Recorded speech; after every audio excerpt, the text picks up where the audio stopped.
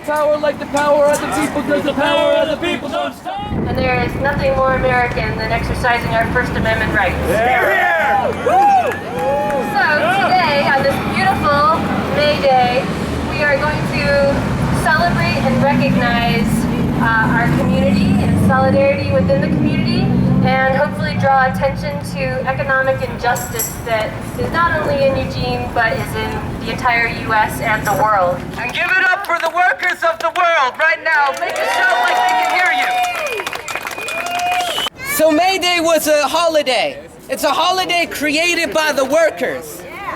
Created by people like you and me. Who here is a worker in some form or another?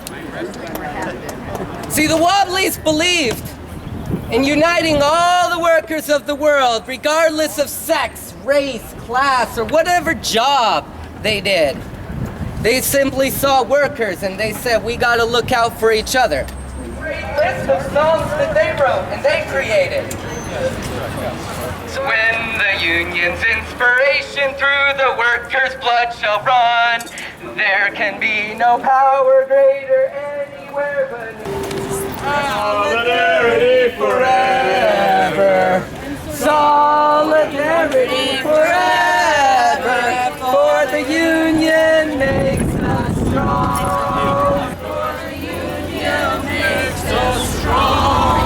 All the world that knows my idol rocks is ours and ours alone. We have laid the wide foundation still, but now it's done and still. It is ours not to slave it, but to master and told. For the union makes us strong. For everyone who could earn this rich.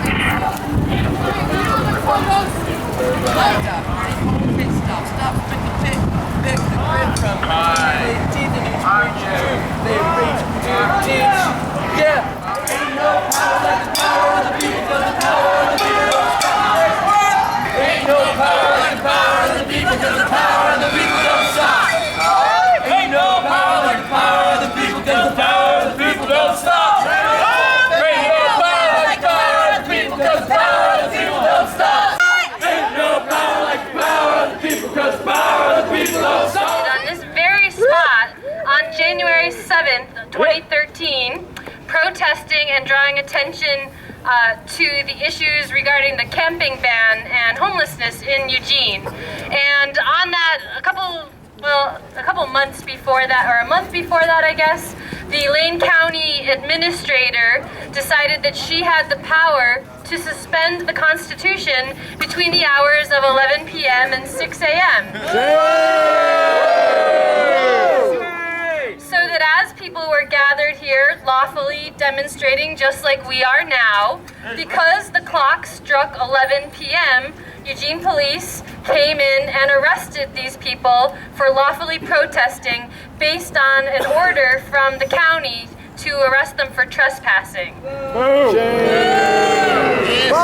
So today we filed a motion challenging the constitutionality of that order and of their arrest, relying on the Oregon Constitution and the U.S. Constitution. And so we're here right now to celebrate their efforts in basically defending all of our constitutional rights to be here and to protest and exercise free speech rights. All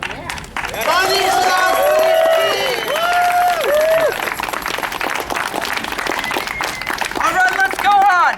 But let me ask you this. What side are you on? Are you on the side of the oppressors? No. No. Wait. Maybe there's some yeses. Let me make sure that was a no that comes from the gut of the soul. Are you on the side of the oppressors? Holy moly, that was impressive. Let's see, are you on the side of the people? Let's see your response for that. Let's hear it. Let's make sure that those people over there can hear it. Let's try it again. 1, 2, 3. Lord knows that the free market is anything but free. It costs dearly to the planet and the likes of you and me. Which side are you on? Yeah, which side are you on? Which side are you on? Yeah, which side are you on?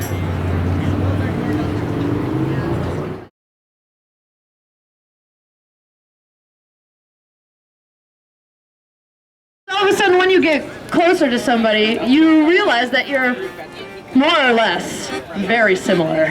Yes. And how we all deserve our freedoms. Yes. And that we deserve to work at things we love to do, because all of a sudden it doesn't feel like work anymore.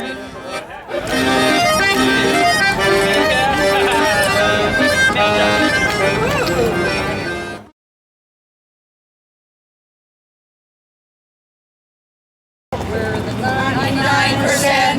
We're living in a tent. And what we really want to know is where our money went. My uncle lost his store. Our jobs have gone offshore. There always seems to be enough to finance one more war.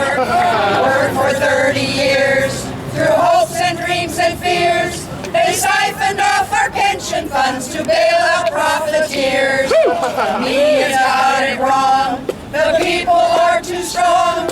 It takes more than the filthy rich to stop this little song. They took our homes away because we couldn't pay. But even if we paid on time, we can't trust me a day. If the system had a heart, if the wealthy paid their part, the schools could offer science and math and still afford some art. They can't hit us off their tail. We are the 99% and we're too big to fail. This next person, if you've been involved with Occupy, she needs no introduction. She has been there for us every single time, through thick and thin. From the Civil Liberties Defense Center, Lauren Reagan, along with our badass fireman, Terry. Thank you. Okay. All right, I promise this is the last time you'll hear from me today. So the venue we are at right now, the Federal Plaza, is also a site of two different lawsuits that Occupy Eugene and Sleeps currently has going on. And one of the people involved in both of those cases is Terry, which is why we're going to tag team this. Terry and Beatrice were both arrested challenging their right to exercise First Amendment rights right here where you're standing. They were arrested in the middle of the day. The federal government believed that they were able to curtail everyone's right to be present here, and that before you could exercise free speech, you had to ask the government's permission to do so.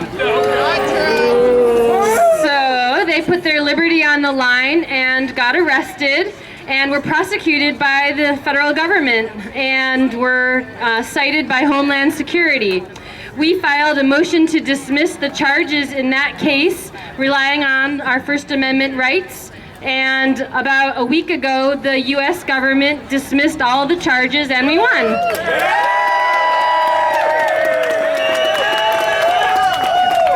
But to ensure that this never has to happen again, Beatrice and Terry and Occupy Eugene have also sued the government as plaintiffs in a federal lawsuit where we are going to make it so that they can never arrest anyone again for being here on this plaza, and so that citizens don't have to get permits in order to speak out against the government and exercise their First Amendment rights.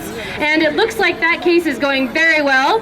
The Department of Justice wants to settle, and right now we're just trying to work out the terms that will protect everyone across the country. The great part about this case is it will create national precedent for everyone around the country.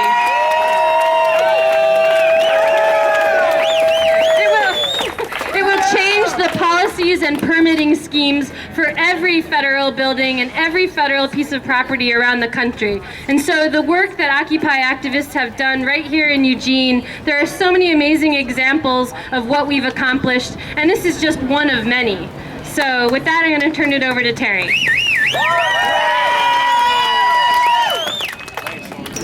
So, I guess when they asked me to speak, wanted me to speak, they said they wanted me to tell you kind of why we came here on May Day and why we took over this property on May Day. And basically, there was a few of us that were just out bouncing around and decided, you know, we're tired of taking the fight everywhere else when we know we should be taking it to the federal government. And so we came here to this property to do so, and then we started getting harassed, of course. Well, obviously we got a hold of Lauren and said, help! They're kind of scary sometimes. But I guess what really drove us all is like that drive to make a change, and that people should stand up and stand for what they believe, and they should always have a place to do so. And not only that, but our First Amendment guarantees that right. And every time one of these people try to take that away, I'm hoping that one of you will stand beside me to tell them they can't. All right. Thank you. I want to read something that is kind of inspirational to me in everything that I do. And it's written by a lady named Ella Wheeler Wilcox. And she says, to sin by silence when they should protest makes cowards of men. Cowards of men. I'm aware that many of you might object to the severity of what I'm saying right now. But is that a cause for severity? I mean, is it not a cause for severity to be down here fighting for what you believe in? When they take something from you, is it not a cause of severity to be here? Yep.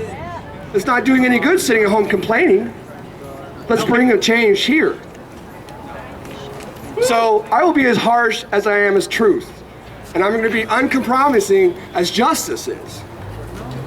On this subject, I do not wish to think or to speak or write with moderation. No. Tell a man whose house is on fire to give a moderate alarm. Tell him to moderately rescue his wife from the hands of this ravisher.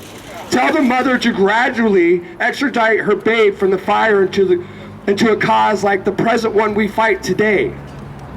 I am earnest, and I will not equivocate. I will not excuse. And I will not retreat a single inch, because I will be heard.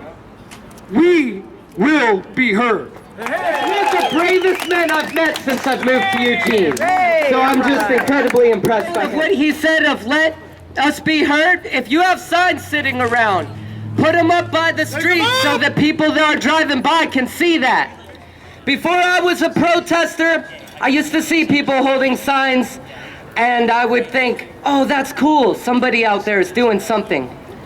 And these days, not a week goes by where I'm not approached by strangers who I never see at these protests, who say, I saw your signs, I saw you all out there, and it gave me hope. So if you have any signs, put them up where they can see them. All right, as a U of A alumnus, I've been really happy to see a lot of activism on campus this year, ever since Occupy started. It was just like a lot of upswelling of people caring all over the world, and right here in Eugene we have a vibrant community at the University of Oregon campus, and we've got somebody here to speak with us today from the University of Oregon campus. He's from the UAUO, the United Academics of University of Oregon. Let's give it up for Mr. Daniel Pope. I'm happy to be here. May Day, it's a workers' holiday. It was a workers' holiday made in America and remade by workers all over the world every year for well over a century. I'm here as an individual, but I'm also proud to say that I'm a member of the United Academics, University of Oregon, 1,800 faculty members and researchers at the university who have recently won a campaign to unionize at the university. I think we all know that it's been a rough time for the labor movement here and all over. We've taken some heavy blows from the right wing, and liberals haven't been our best friends either. But we succeeded, at least, in turning the tide on campus. We're negotiating for a contract, our first contract, and hoping to win some real tangible improvements in the lives of people at the university, not just our members, but students, members of SEIU and other workers around campus as well. It's a long way from the U of L campus to the plains of West Texas, and it's much longer still to Bangladesh. But as workers, my colleagues and I, my sisters and brothers in the union, mourn those deaths, and we recognize the need to stand against corporate greed and against the callous indifference to the lives of working women and men around the world. Whether it's about the rights of undocumented workers or the LGBTQ community or the homeless in Eugene, Springfield, We all need to keep the labor movement slogan in mind, that an injury to one is an injury to all. And we have to keep in mind that other slogan, solidarity forever. Hello everyone, how you doing this glorious day? A day for unity, a day for peace, a day for all to come together in solidarity for labor issues, for immigrant issues, for human rights issues, for issues for all, like it was stated before. I'm so glad that I'm here. I was planning to go make the trip to Salem and be there, but instead I decided to stay here where home is to me. Yes, and thank you for organizing this. This, like it was said before, it brings me hope. I come from a country, El Salvador, where a lot of injustice happen every day and have happened for bazillion years. And when I came to this country, I was told that this was a place of heaven, that it was a place where democracy was born. Now that I've been here for 23 years, I know that they have lied to me, and all the propaganda that the United States has spread and around the world is just that. Yeah. Yes. So I'm here to remind myself that this is not a responsibility of one person or one issue. This is the responsibility of all of us, because every issue affects all of us. Yes, thank you. And I make my commitment today, and I pray to be more involved and Occupy. I haven't been, but I have my heart to you, and my solidarity goes to you. If somebody knows how to make the day have more hours so I can do more, please call me. But for now, let's stand together in solidarity for this day. Yes, que viva la raza! I am here to tell you about victory on the streets of Eugene, Oregon. We at Occupy Medical have been doing what we're doing for well over a year. We're doing it. I love you too, dear. We are doing it with volunteers that work 60 hours a week, 70 hours a week. They're going to medical school, they're working for hospitals, they're working for clinics, and still they show up with love in their hearts and energy somewhere rattling around their bones to help out our patients. We ask nothing from our patients except that at some point they give us a little smile, and we usually get that. We ask that people just come in and let us do whatever we can do and offer them whatever choice that they want to take. We will accommodate them to their every need. If they are living on the streets, we'll try to figure out a way to get them off the streets. If they are hungry, we'll find a place for them to get food. If they are hurt, we will help them in their hour of need. If they need socks, we got socks. We are here to open our hearts and our hands to help the people of this community. And within the last 6 months, our patient load has quadrupled. And the only way we're able to help people is because you guys are there helping us out. People drive by, they pull over, they bring over some aspirin, they bring over granola bars, they bring over whatever they have. And every little bit helps. And we are grateful. So thank you for allowing us to do what we do and to continue what we do to save this community. Healthcare for all. I'm working with PANDA, that's People Against the NDAA, and we're looking to pass resolutions, legislation on local levels in county and state, which tells the federal government that they cannot exercise the NDAA provisions 1021 and 1022 here locally in Oregon. And what that does is it imposes laws that our county commissioners, our public officials, say that that is an unconstitutional act, to not present evidence, to not bring charges on its constituents, that they will not participate with federal laws on this serious issue. Massacre, which is why we celebrate labor. You gotta get closer. Can you hear me now? Yes. Okay. I'm here to talk about the Haymarket Affair, which is why we celebrate May 1st as a day of labor solidarity. Now, this happened in 1886. All of the unions basically decided to declare general strikes for an 8-hour day. Back then, a typical workday was 10 hours a day, 6 days a week with no vacation time. And if you formed a union, you didn't just face economic harassment or getting fired like you did now. You faced violence on the part of Pinkerton men and policemen because unions were often declared illegal or sometimes semi-legal, but the police back then were on the side of the bosses. A general strike was basically what it sounds like, where everyone in the town goes on strike. We've had a couple of them in the 20th century in San Francisco and Seattle, but we haven't had one yet lately. But we can always hope. At the McCormick meatpacking plant in Chicago, a bunch of workers answered the call for the general strike. The police came in at the end of the day. 2 workers were shot dead. Several were injured. Because of that, there was a general strike in protest of the police actions. On May 4th, a major one happened at Haymarket Square in Chicago. Towards the end, dynamite exploded. Nobody knows exactly where it comes from. Different historians have different theories. But 8 workers were arrested and charged with conspiracy and trying that. One of the most interesting one there was August Spies, who was a noted anarchist and journalist who basically did nothing more than publish and write on labor issues.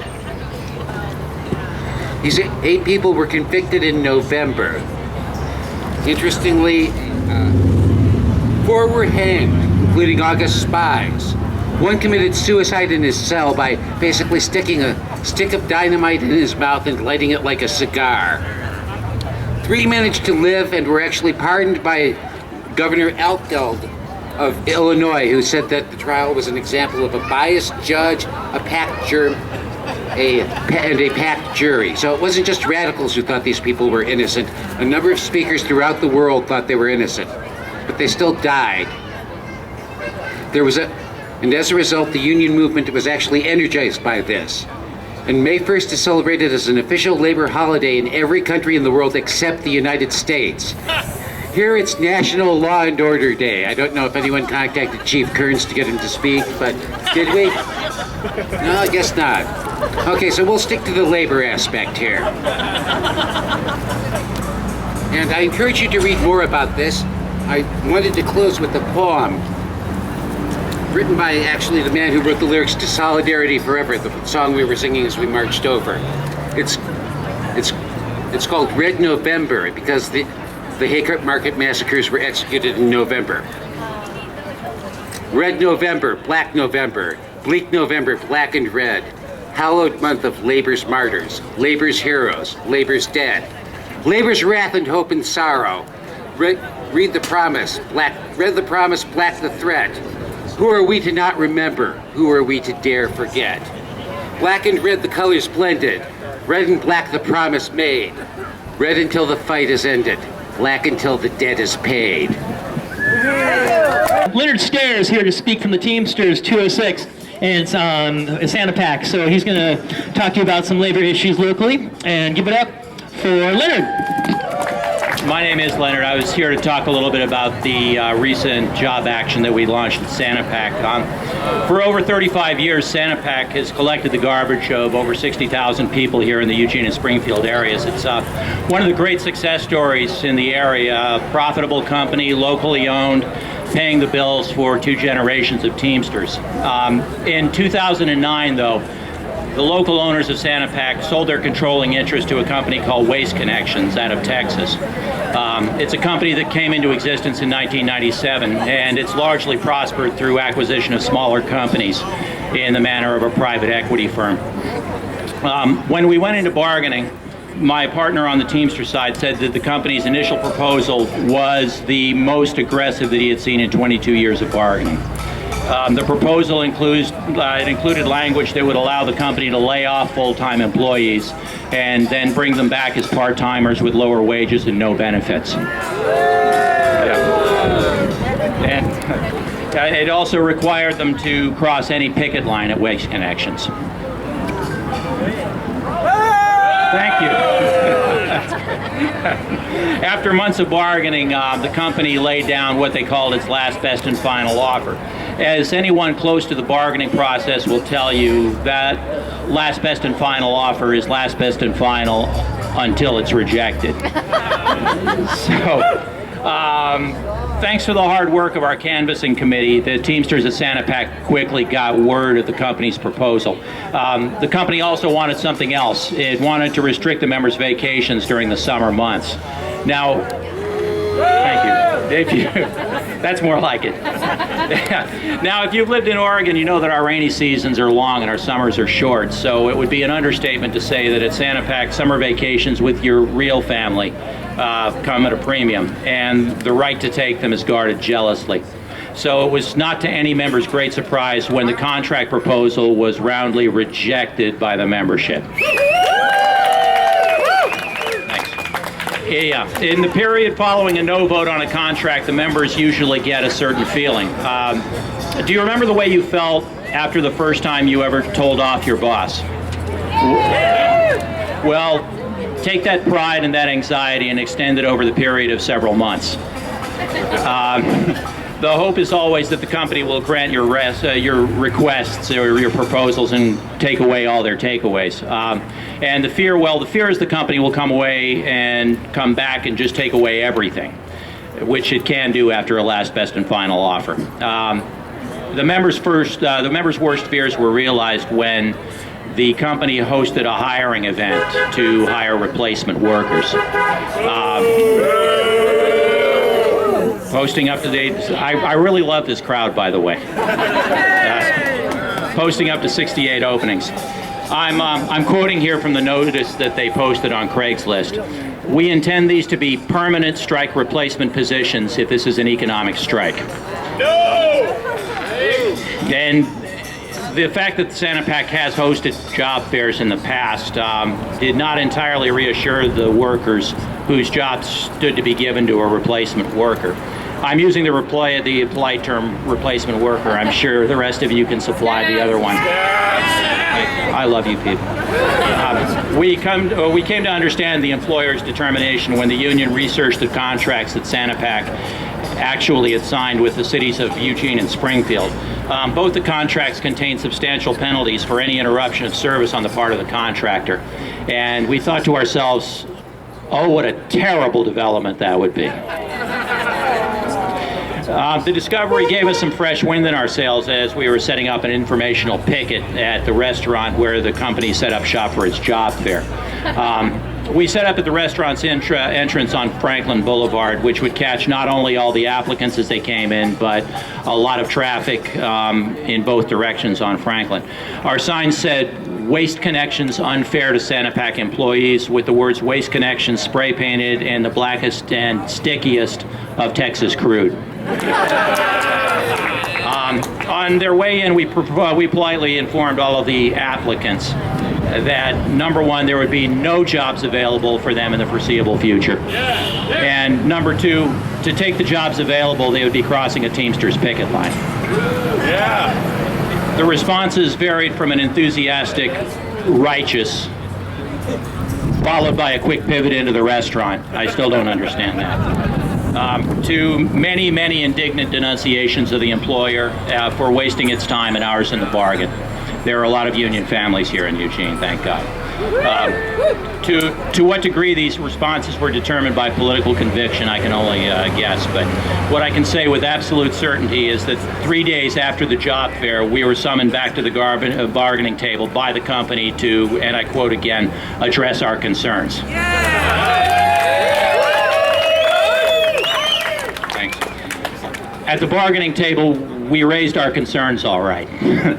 We told the company that the members work hard and they deserve their time off in the summertime or any time they want to take it. We told them the members were not part-timers to be cast aside like the trash they collect. And we told them that a Teamster would always stand with another Teamster, and that as Teamsters, the members would always honor a picket line at Waste Connections and everywhere else. And by the end of the day, all those things which Waste Connections had taken away in the last contract proposal, they gave us all of them back. People speak of the labor movement these days in the past. Unions were good in their place, they say. Their time is past. But in Chicago's public schools, in Walmart warehouses, fast food restaurants across the country, and in our own small way here at Sanapac and Eugene, we are showing that the place and the time for unions are here and now. Thank you very much. I mean, I found a blog yesterday that had 36 things. We have nothing to lose. Talking about food in sort of the inverse way. Peg asked that we really give a shout out to the people in Guantanamo who are on hunger strike right now. It's, you know, this is 11 years into this, and this is a bunch of shit. I'm sorry, excuse my language, but this is a black eye on our country's history that it's going to take a long, long time to get over. And we've not only got to close Guantanamo now, we got to start talking about reparations for these people, in my opinion, because there's people who didn't even meet their baby, or the kid was like a couple months old in 11 years, you know? It is unfathomable. So let's give it up. Let's, you know, even think about, you know, hunger strike and solidarity, whatever we can do to show solidarity with those people that have gotten totally in there just for a bounty. Nothing else for a bounty. So many of them. I'd like to speak today about vigilance. Those of us involved in advocating for the homeless know that a constant vigilance is required to keep track of abuses by police, coercive policies by city management, and elitist schemes by commercial players. This is not detached, but is in fact an essential moment of the transnational oppression of labor. Marx famously laid out the process by which labor is stripped of the means of self-subsistence, left with nothing but bodies and time to sell to the ownership class. The history of the international workers' movement is the reclamation of space, time, and self-worth for labor and by labor. The effectiveness of the workers' movement so threatened global hegemony of capital that they turned time and again to that form of organized bigotry that we've called fascism. Whether that form of fascism is called National Socialism or neoconservatism, fascism uses fear and hatred to mobilize the masses against the liberation of labor. Whether that's called Hitler or Reagan, both declared war on unions while putting on revolutionary airs. But they're always false. Under the domination of the ownership class, there's only one true revolution, and that is the revolution of labor. So we must be vigilant against the cancer of fascism. We must oppose bigotry, whether it is against race, gender, sexuality, or that condition we call homelessness. The homeless are used against the mainstream to keep the working class in fear, to focus their frustration into the clarion call of ignorance we heard so often in Occupy, get a job. But we cannot get jobs when the ownership class continues to extract wealth from the economy. Instead, we must work at the grassroots to restructure that same economy. We must form alliances between classical union organizations and worker-owned cooperatives. We must use computerization, robotics, and biodynamic farming techniques to reconstruct local production. We must aim to give every person a productive role in society. We must cease the violent domination of the biosphere and merge economics with ecology. Finally, we must exercise vigilance against that most insidious component of the fascist, nationalism. The workers' movement has always been and can only be international. The global explosion of Occupy reminded us of that. Moreover, as the ecological crisis looms ever greater, it is clear that only a global response will dismantle this death machine. Whether we are talking about bigotry against the homeless, biocide against non-human species, or political assaults against unions and cooperatives, it is clear that the ownership class and their sociopathic god capital must be overthrown once and for all. Let this May Day of 2013 be a reminder to us all that we are here on this planet to live and share, and that so long as any living being is treated as a slave, we're all bound by the chains of capitalism. Only united as a species and in harmony with a greater life system can humanity finally throw off the shackles of domination. For tomorrow is present today, if only we have the eyes to see it. Thank you. May Day, the workers come out. This is a tradition. We're strong, and we're here. And nobody else is saying the things that Occupy is doing. I wanted to give you a brief foreclosure report. We read in the paper that the economy is recovered and the stock market is back to record highs. But behind the scenes, there's still an awful lot going on. A Pew report just released this week revealed that since the last 2 years, 2009 to 2011, there was a shift in wealth from the 93% to the 7%. The 7% gained $5 trillion in net wealth. The 93% lost $500 billion. So it's a recovery for some. I guess 7% is better than 1. As far as foreclosure, the banks would like you to think that that's all over, but the Fed is still pumping $80 billion a month into those bad derivatives that would sink the banks if they weren't being supported. So they're really on life support on a major level. Here in Oregon, there's a very good foreclosure bill that has passed the Senate, Senate Bill 558, that could really pull the rug out from under a lot of banks. So Oregon is really a battleground for foreclosure right now, particularly because there's a decision before the state Supreme Court regarding the MERS electronic registration system, which could also really throw a wrench into the way the banks do business. So many eyes are on Oregon now, and unlike what they would like you to think, it's not over about the foreclosure mess. On a larger level, I'm sure many of you are aware of the Trans-Pacific Partnership. It's a secret treaty being negotiated between the Obama administration and the countries surrounding the Pacific Ocean. The idea is to form an alliance and squeeze China. But it's like NAFTA, only much worse, and it will have serious implications in every community. So there's really a titanic battle going on. The banks are teetering. If you follow the events in Cyprus, if you know what happened there, the banks failed, but instead of the government bailing out the banks seized 37% of the depositors' money. This is the new program. Under the Dodd-Frank law, there are no more bailouts. It's in place to happen in this country too. The next bailout is coming out of your pocket. So keep your eyes peeled. It started, we were sitting there, a handful of us in the parking lot at Walmart this last Black Friday. And, you know, it's just one of those things, you know, the situation, the moment kind of declares its own song, and then you just kind of have to flesh out the details. So like I said, it's kind of Woody Guthrie meets 12 Days of Christmas. You know, you sing the first verse, and then you add the second verse and the first verse, and then the third and the second and the first. So this is called What Have the Unions Ever Done for Me?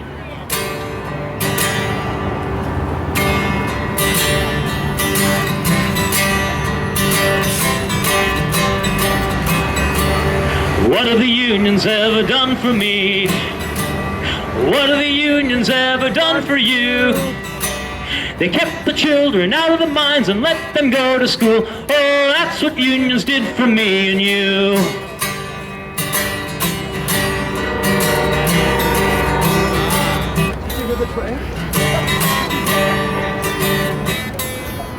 One, two, three. What have the unions ever done for me?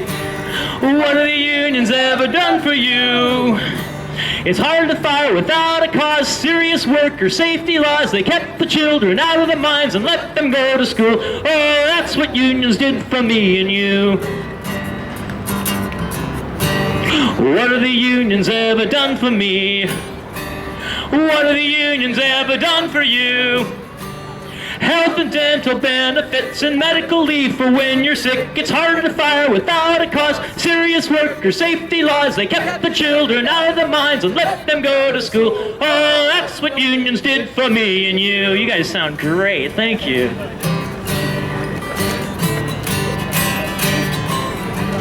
What have the unions ever done for me? What have the unions ever done for you?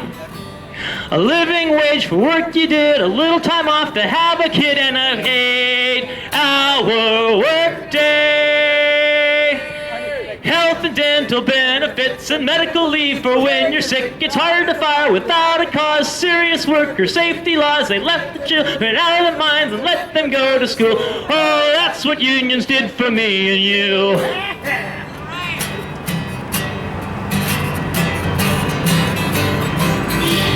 What have the unions ever done for me? What have the unions ever done for you?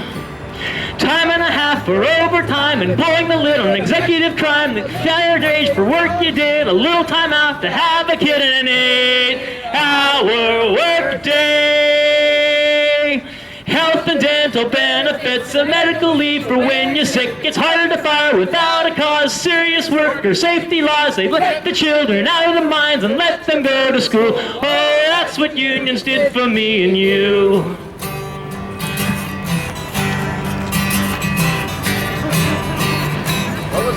What have the unions ever done for me? What have the unions ever done for you? Retirement plans for when you're old, a profit share for what you told. Overtime, employing the lid on executive crime, a living wage for work you did, a little time off to have a kid, and an 8-hour work day. Health and dental benefits and medical leave for when you're sick. It's harder to fire without a cause. And serious worker safety laws that kept the children out of the mines and let them go to school. Oh, that's what unions did for me and you. One more.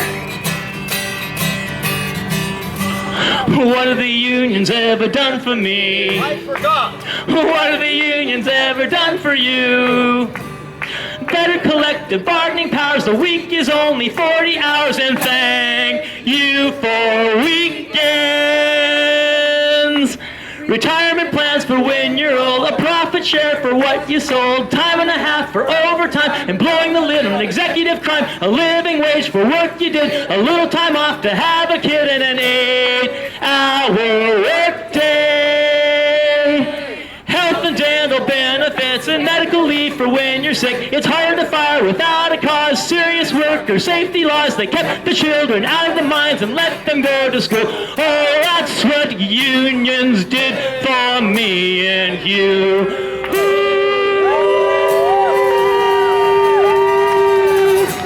Thank you for singing along, everybody. Glorious and holy is the struggle of the damned in a strange foreign and a God-forsaken land. Righteous in truth is the language of the damned. Exquisite in sooth is the magic of the damned. Resplendent and proud is the poetry of the damned. Shouted out loud so the mountains understand. The heretic is dragged in a wagon through the street. This afternoon he'll have a fearsome men to meet. His crime was wisdom and wisely given voice. 'Twas the stake or joy in the jeering mob he stands upon his choice. Glorious and holy is the struggle of the damned in a strange, brutal, and a God-forsaken land. The poet is brought before the tyrant and his court. He has revealed visions of a most particular sort. Now the poet and his tongue shall be parted by a blade. He shall not protest his innocence, that's not how the game is played. Resplendent and proud is the poetry of the damned, shouted out loud so the mountains understand. The midwife and her daughter who gathered healing plants and gathered in the moonlight to give praise and to dance have been quartered by the glaring mob outside the marketplace. The doctors of the realm have destined them to disgrace. Righteous in truth is the language of the damned. Exquisite in sooth is the music work of the damned. The fortune teller and the maker of charms have caused the Pharisee much outrage and alarm, for they would have monopoly upon the power of prayer. It's all the poor can have for free except the poisoned air. Glorious and holy is the struggle of the damned in a strange, brutal, and a God-forsaken land. When the walls will fall, what shall we see? When the walls will fall, will you look for me? Horrible hunger, terrible fear, when the walls will fall, shall disappear. When the day's at hand, you will understand what will remain from yesterday. When the walls will fall, we'll open up our eyes, and the dust will settle, and the sun will rise, and the walls will fall on the chosen day. Over 100 generations enslaved, crushed in the cradle, crushed in the grave. In every land our race has ever known, in every corner of our globe. Over 1,000 languages ancient, killed without mercy, killed without thought. With them their culture, with them their past, with them their stories, with them their past. Their ways of worship, their ceremonies, their sacred secrets, their sacred songs. When the walls will fall in their disgrace, and the chains are shaken off of our race, terrible anguish, horrendous pain, when the walls will fall, shall not remain. Do you hear the man speak? Do you see his hands dripping with blood of a foreign land? Do you see the child underneath his boot? In another year, the point will be moot. When the walls will fall with a fine fell stroke. When the walls will fall with a fine fell stroke.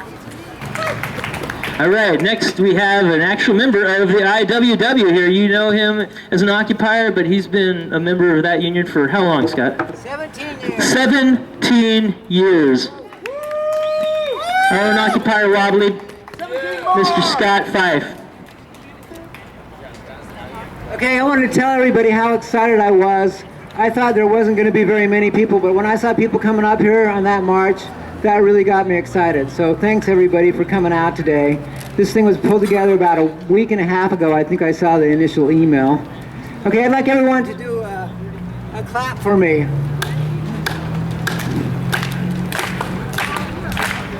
If you want higher wages, let me tell you what to do. You got to talk to the workers in the shop with you. You got to build you a union, make it strong. If we all stick together, it won't take long. We got higher wages, better working conditions, vacations with pay, take your kids to the mountains. It ain't quite that simple, so I better explain. That's why you got to ride on the union train. If you wait for the boss to raise your pay, we'll all be waiting till Judgment Day. We'll all be buried, gone to heaven. St. Peter be the straw boss then. You know you're underpaid, but the boss said you ain't. Speeds up the work till you're about to faint. You may be down and out, but you ain't beaten. You can pass out a pamphlet and call a meeting. Talk it over. Speak your mind. Decide to do something about it. Now the boss may pay you some poor damn fool to go to your meeting and act like a stool, but you can always tell a stool, that's a fact. You got a soured streak running down your back. Doesn't have the stool always get along when he steals from a blind man's cub. Now you're union now and sitting pretty with some of the folks on the steering committee. The boss won't listen when just one talks, but he's got to listen when your union squawks. He better be mighty lonely if everybody decides to walk out on him. So they're working here so hard that it's just outrageous, paying all starvation wages. Go to the boss and the boss will yell, before I raise your pay, I'll see you all in hell. Woo! Smoke a big cigar, feeling mighty slick, cause he thinks that he's got your union licked, till he looks out the window. What does he see? 1,000 pickets and they all agree he's a bastard, unfair, slave driver, but he beats his wife.